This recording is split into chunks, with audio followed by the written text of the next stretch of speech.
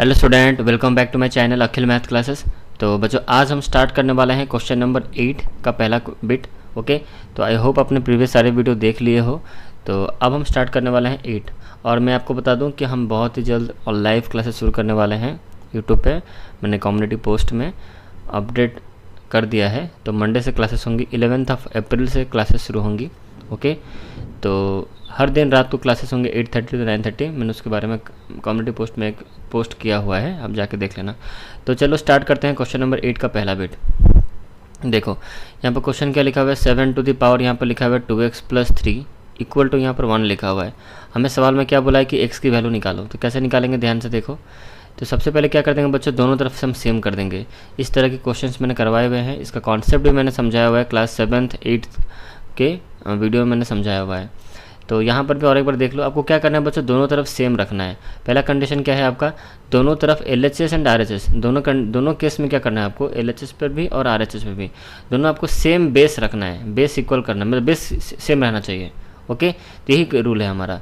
और एक ही बेस और एक ही एक्सपोनेंट होना चाहिए, सेकंड कंडीशन ये है। सबसे पहला अब मैं यहाँ पर कंडीशन सारी यहाँ पर लिख देता हूँ ताकि आपको समझने में आसानी होगी। तो कंडीशन ये है बच्चों, पहला कंडीशन तो ये है, दोनों तरफ क्या होना चाहिए, दोनों तरफ का एक ही बेस, मतलब LHS साइड में भी और RHS के साइड में भी क्या होना चाहिए, एक ही बेस और एक ही एक्सपोनेंट होना चाहिए। मतलब आपको एक बेस, मतलब इसको इस बॉक्स का बेस मान लो, इसके ऊपर जो एक्सपोनेंट होगा ना, ऐसा मैं मालूम, ऐसे मैं इसको डिनोट कर रहा हूँ। तो एक जो यहाँ पर एक मतलब बेस कहने का मतलब एक्सपोनेंशियल फॉर्म होना चाहिए। क्या होना चाहिए बच्चों, एक्सपोनेंशियल फॉर्म होना चाहिए दोनों तरफ, LHS के साइड पर भी और RHS के साइड पर भी क्या होना चाहिए, एक्सपोनेंशियल फॉर्म। तो ये आपका एक्सपोनेंशियल फॉर्म है, ये बेस मान लो इसको, ये आप एक्सपोनेंट मान लो। तो LHS एंड RHS दोनों तरफ क्या होना चाहिए, एक्सपोनेंशियल फॉर्म होना चाहिए, और सिर्फ एक ही होना चाहिए, मतलब एक ही बेस और एक ही एक्सपोनेंट। नंबर 2 ये कंडीशन है कि दोनों तरफ जो है एक्सपोनेंशियल फॉर्म जो कर रहे हो उनका बेस इक्वल होना चाहिए। क्या होना चाहिए, सेम बेस, उनका बेस क्या होना चाहिए, इक्वल होना चाहिए। मतलब इधर LHS में जो भी आप एक्सपोनेंशियल फॉर्म लिखे हो उसका बेस जो है RHS में जो एक्सपोनेंशियल फॉर्म आप लिखे हो उसका बेस दोनों सेम होना चाहिए। अगर सेम होता है तो हम क्या करेंगे, उनका पावर एज ए इक्वेशन हम लिख देंगे। ये सब चीज़ें मैंने आपको समझाई हैं क्लास 7th में। तो उनका मैंने क्विक रिविजन आपको मैंने यहाँ पे दे दिया कि कैसे आपको करना है। तो हम यहाँ पर क्वेश्चन में देखते हैं बच्चों। तो यहाँ पर LHS में एक्सपोनेंशियल फॉर्म आपको दिख रहा है, एक यहाँ ये बेस है आपका 7 और एक्सपोनेंट यहाँ पर क्या है 2x + 3 है। बट हमें बच्चों यहाँ पर कुछ एक्सपोनेंशियल फॉर्म नहीं दिख रहा है। तो ये हमारा ओके है, तो इसको हम एज इट इज़ वैसे लिख देते हैं। और यहाँ पर जो 1 लिखा हुआ है ना, इसको हमें एक्सपोनेंट का फॉर्म में लाना है। तो कैसे करेंगे हम क्या कहते हैं, हमें तो बेस भी हमें जो भी यहाँ पे एक्सपोनेंट फॉर्म लिखने वाले हैं, ठीक है, हमें क्या देखना है, सेकंड कंडीशन भी सोचना होगा कि सेकंड कंडीशन में क्या था कि बेस इक्वल होना चाहिए। मतलब यहाँ पर बेस में क्या है 7 है, तो RHS में भी यहाँ पर 7 होना चाहिए। बट हम 1 को एज ए 7 बेस कैसे रिप्रेजेंट कर सकते हैं ना, हम लिख सकते हैं 7 to the पावर 0 लिख सकते हैं, क्योंकि 7 एनी नॉन जीरो बेस अगर पावर 0 है तो वैल्यू 1 होगा। तो हम चाहें तो 1 को क्या लिख सकते हैं, 7 to the पावर 0। तो मैंने जो आपको दोनों कंडीशन बताई थी होना चाहिए, वो दोनों हो रहा है। एक एक्सपोनेंशियल फॉर्म में भी मेरा हो गया, और सेकंड कंडीशन क्या था, दोनों का बेस इक्वल होना चाहिए। LHS एंड RHS देखो दोनों का बेस इक्वल है, सिर्फ बच्चों बेस इक्वल होना चाहिए बस। और उसके बाद की कहानी आपको पता ही है, अगर बेस इक्वल हो गया तो बस अब बेस को देखने की ज़रूरत नहीं है, सीधा एक्सपोनेंट को देखो। उनका जो पावर है उनका इक्वेशन की तरह लिख दो। मतलब LHS में पावर हमारा है 2x + 3 और RHS में जो पावर है सिर्फ 0 यहाँ पर है। अच्छा, ऐसे जब इक्वल ऐसे होते हैं तो क्यों हम ऐसे लिखते हैं, उनका पावर को एज ए बेस, उनका पावर को एज ए इक्वेशन हम क्यों लिखते हैं ऐसे ना। देखो सिंपल सी बात है बच्चों, यहाँ पर बोला गया कि 7 to the पावर यहाँ पर क्या है 2x + 3, और मैंने आपको ये दिखा, और मैंने यहाँ पर ये दिखा दिया कि ये जो है ये भी वही है, 7 to the पावर 0 वही है। मतलब ये जो है ये वही है। इसका मतलब क्या सेम है, ये यहाँ पर भी 7 है और यहाँ पर भी 7 है। इसका मतलब ये 2x + 3 जो है ये 0 भी वही है, इसका मतलब ये है, ठीक है। इसलिए 2x + 3 इक्वल टू यहाँ पर मैं लिखता हूँ 0। मैंने कहा ये जो है ये वही है।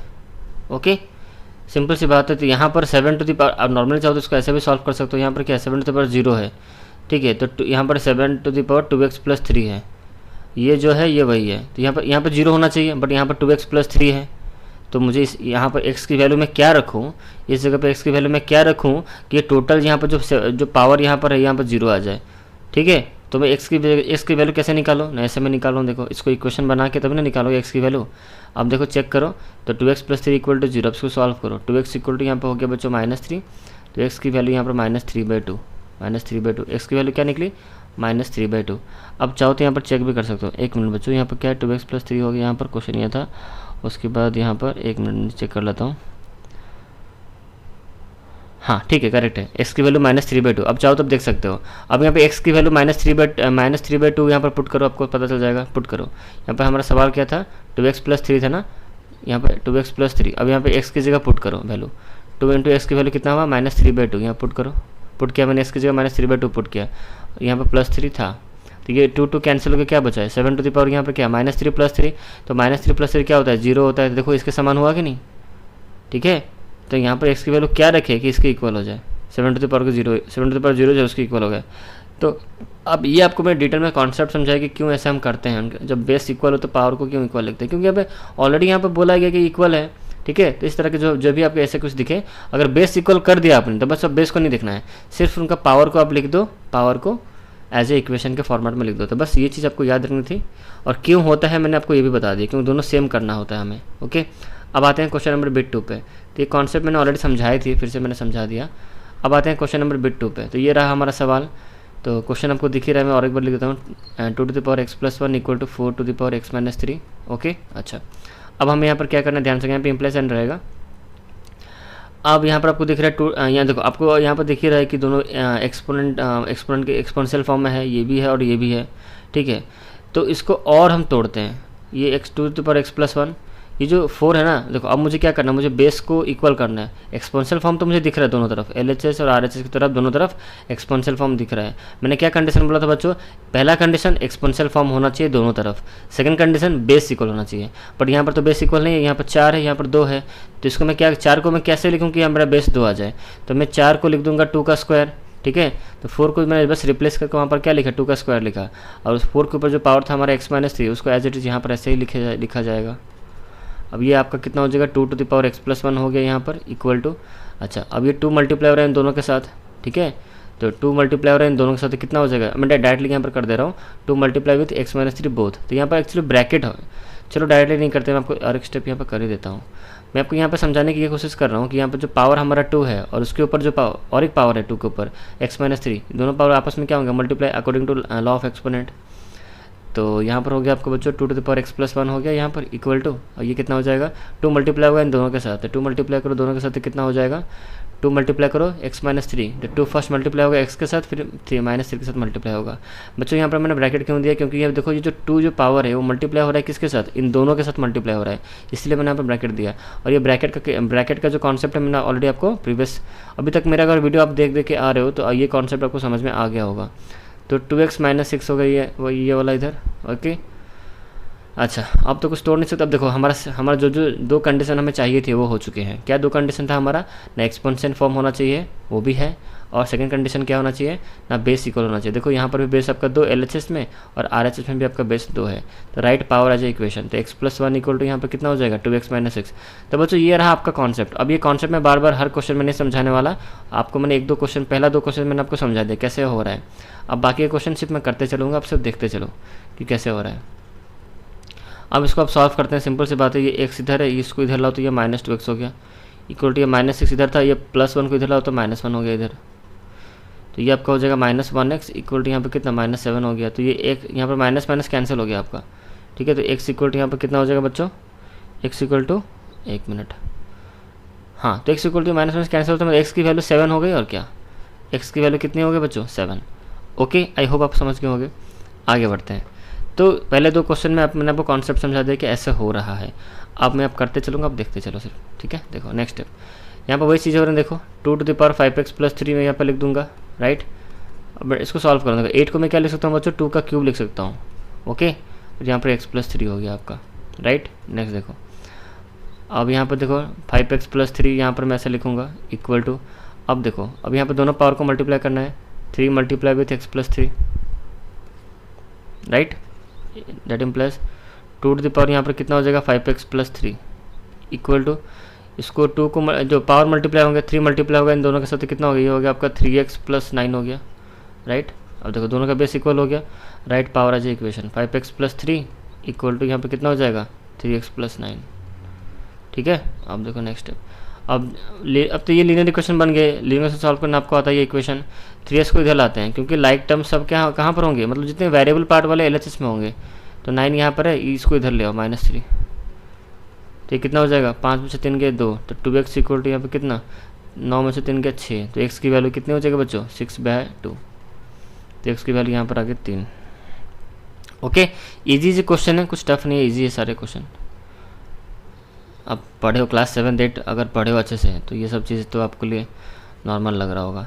4 टू दी पावर यहाँ पर क्या है 2x इक्वल टू यहाँ पर कितना है 1/32। तो जो भी कंडीशन मैं आपको बताया है, 2 कंडीशन में आपको बता मतलब 2 क्वेश्चन मैंने बताया, वही कंडीशन हर क्वेश्चन में अप्लाई हो रहा है बच्चों। ओके, इस तरह क्वेश्चन में ऐसे ही होता है।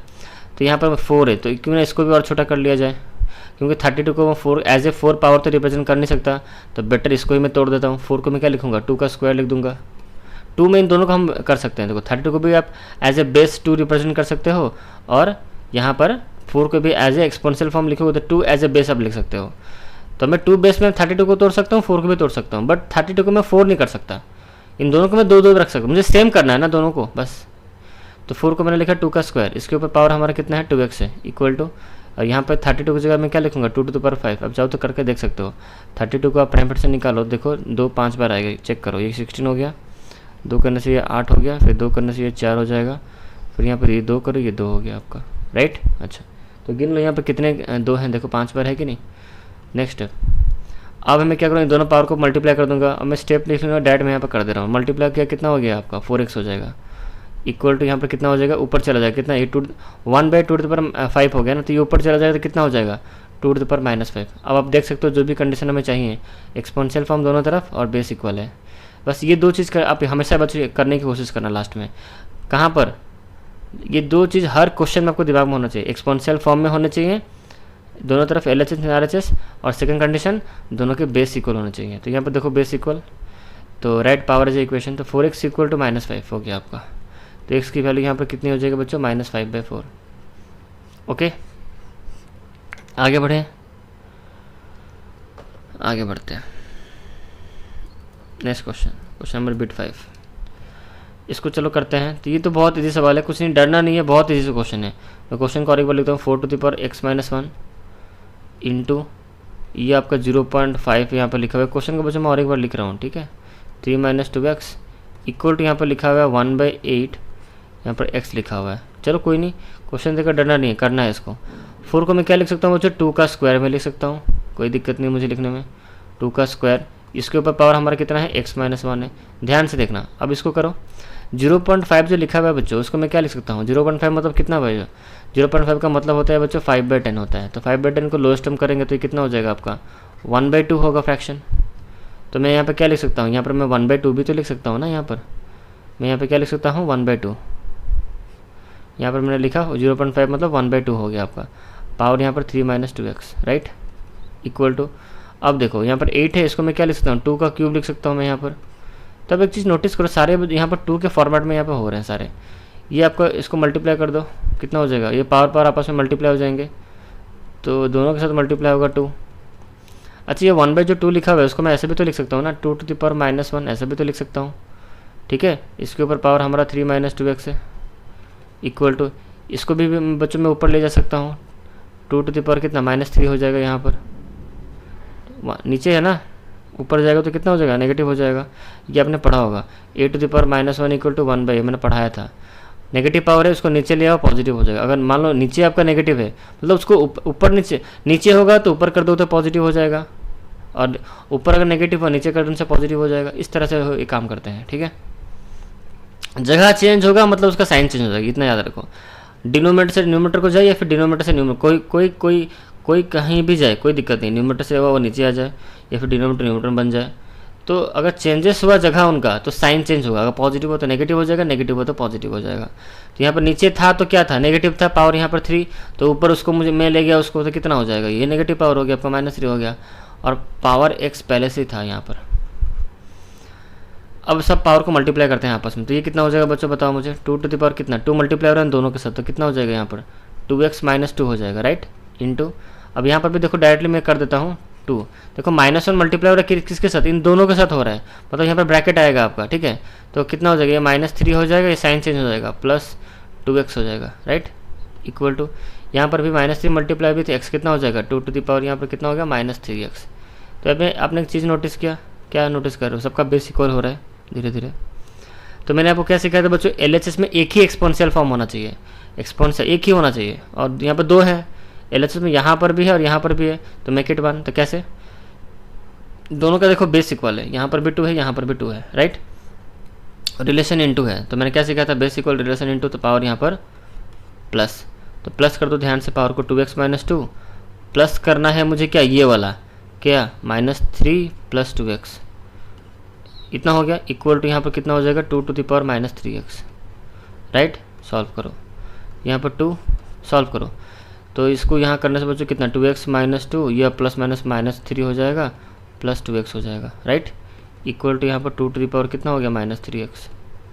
समझ में आया, समझ में तो आ रहा होगा, जगह नहीं हो रहा है, थोड़ा इसको नीचे लाते हैं, नीचे आ जा, ओके जगह हो गया थोड़ा। अच्छा, अब देखो क्या करना है यहाँ पर, ध्यान से देखो, तो यहाँ पर अब सॉल्विंग करना है, पावर में यहाँ पर आपको एक दिख रहा होगा सॉल्विंग वाला, यहाँ पर सॉल्विंग कर दो। लाइक टर्म्स यहाँ पर देखो, यहाँ पर लाइक टर्म्स ये 2x है, यहाँ पर 2x है, तो लाइक टर्म्स आपको दिख रहा है +2x, ये भी +2x, तो कितना हो जाएगा, 2 के ऊपर जो पावर हम लिखेंगे 4x। अच्छा, ये -2 और -3 कितना हो जाएगा बच्चों, माइनस ये सब जुबानी करना चाहिए, -2 और -3 कितना, -5 हो जाएगा, ये होगा आपका, right. Equal to 2 to the power यहाँ पर कितना, -3x, राइट। यहाँ तक समझ में आ गया, आगे बढ़ते हैं। अब देखो दोनों तरफ जो हमें चाहिए वो हो चुका है, LHS एंड RHS दोनों एक ही एक्सपोनेंट, याद रखो कंडीशन में ये भी है, एक ही LHS में एक ही एक्सपोनेंट का फॉर्म होना चाहिए था, और RHS में भी एक ही एक्सपोनेंशियल फॉर्म होना होगा, ओके। अगर 2 होगा तो उसको आप 1 करोगे, जैसे हमारे केस में यहाँ पर 2 था तो उसको मैंने 1 में कन्वर्ट किया, लॉ अप्लाई करके, ठीक है। तो ये कंडीशन समझना जरूरी है।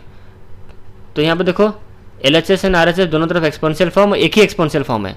दूसरा कंडीशन, दोनों का बेस यहाँ पर देखो इक्वल है।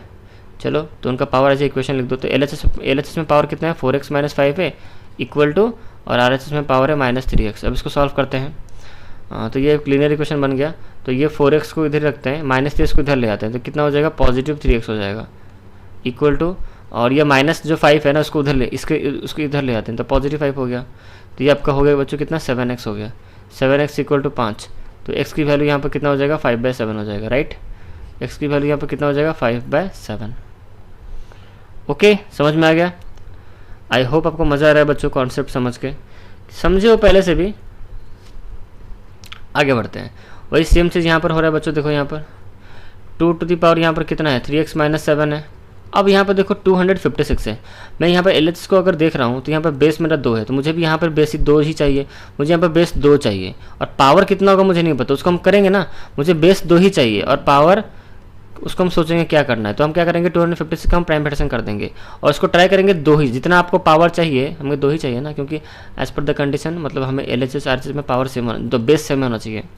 एज पर द कंडीशन बच्चों हमें बेस सेम चाहिए, पावर कुछ भी निकले, बेस हमें यहाँ पर, मैं ऑलरेडी LHS को देख के समझ रहा हूँ कि अरे भाई यहाँ पर तो 2 बेस है, यहाँ पर 2 बेस है, तो मुझे भी यहाँ पर RHS में 2 ही बेस चाहिए, मेरे पास कुछ ऑप्शन नहीं है कुछ, तो मैं 256 को 2 से करके देख रहा हूँ कहाँ तक चल रहा है, ये चेक करते हैं। तो ये आपका 1 हो जाएगा, ये आपका 2 या 128 हो जाएगा, फिर इसको आप 2 से करो बच्चों, ये कितना हो जाएगा, 6 2 12 64 हो जाएगा आपका, फिर ये 2 से करो, यहाँ पर हो जाएगा आपका 32, देखो सारे 2 से ही जा रहे हैं, 16 होगा, फिर यहाँ 2 से करो 8 हो जाएगा, फिर यहाँ पर 2 से करो यहाँ पर 4, फिर 2 से करो यहाँ पर 2 हो जाएगा, फिर यहाँ पर 1, तो देख सकते हो 1 2 3 4 5 6 7 8 हो रहा है, तो यहाँ पर 2 to the power 8 लिख दो, बस हो गया काम आपका, जो हमें चाहिए वो हो गया। LHS एंड RHS दोनों तरफ एक्सपोनेंशियल फॉर्म होना चाहिए, है एक ही होना चाहिए, है, और बेस सेम होना चाहिए, देखो बेस सेम है। चलो उनका पावर एज इक्वेशन लिख दो, 3x - 7 = कितना बच्चों, 8, दैट इम्प्लाइज 3x = यहाँ पर कितना हो जाएगा, 8, तो यहाँ पर है -7 को उधर लाएंगे तो क्या +7 हो जाएगा, तो यहाँ पर हो गया कितना, 3x = कितना, 7 से 14 15, 3x = 15 एंड x = 15/3, इसको काटो, x की वैल्यू यहाँ पर कितनी होगी, 5, x की वैल्यू कितनी आ गई बच्चों, 5। ओके, आई होप आपको मज़ा आ रहा है।